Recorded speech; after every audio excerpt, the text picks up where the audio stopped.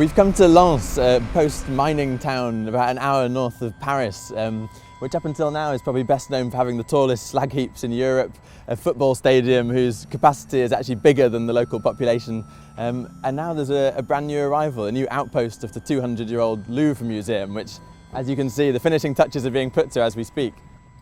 The Louvre-Lens is the latest in a whole series of projects of satellite art galleries in areas, to act as a form of cultural regeneration, the saviour of the local economy, from the Guggenheim in Bilbao to the Pompidou in Metz.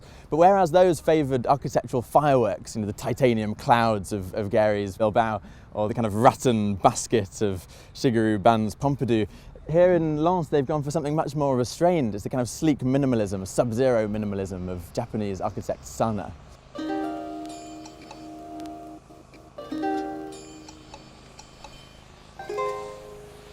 When I came here the first time, I was very impressed. It's a kind of a type of light.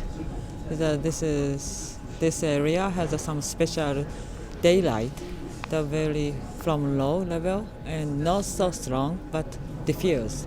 It's very beautiful. So we really wanted to make the building to be melted in this environment. We thought aluminum is nice because aluminum wall creates very soft reflection.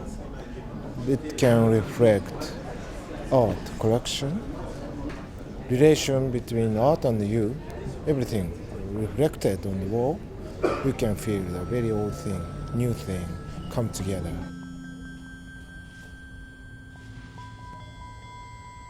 So the architects have taken the incredibly bold decision of putting the entire collection in this single shed-like space, which to me has almost the feeling of an abattoir. The walls are lined with this shimmery aluminium surface which both reflects the collection and you and other visitors, so you kind of feel like you're part of a whole world.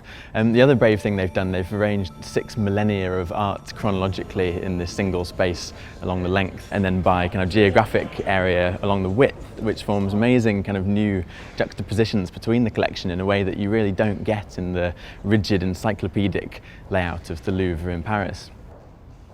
Escaping from the walls and deciding not to hang anything on the walls, then Sejima-san and Nishizawa, the architects, took a step I could not have taken, which was to say, okay, you don't want to hang anything on the walls? We're going to make it so that you never hang anything on the walls. We're going to erase the walls.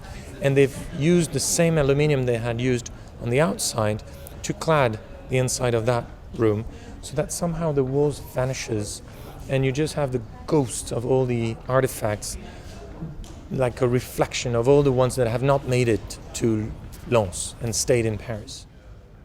There's lots of incredibly subtle touches to this building which make it a project typical of Sanaa, that attention to detail.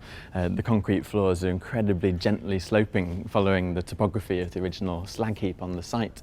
The walls, which at first glance look flat, are actually very slightly curved just to distort the reflections that little extra bit. The ceiling, it's got the thinnest roof beams possible, 12 millimeters thick, spanning a length of 25 meters, really paring the structure back to make the building fade into the background and really make the work speak for itself.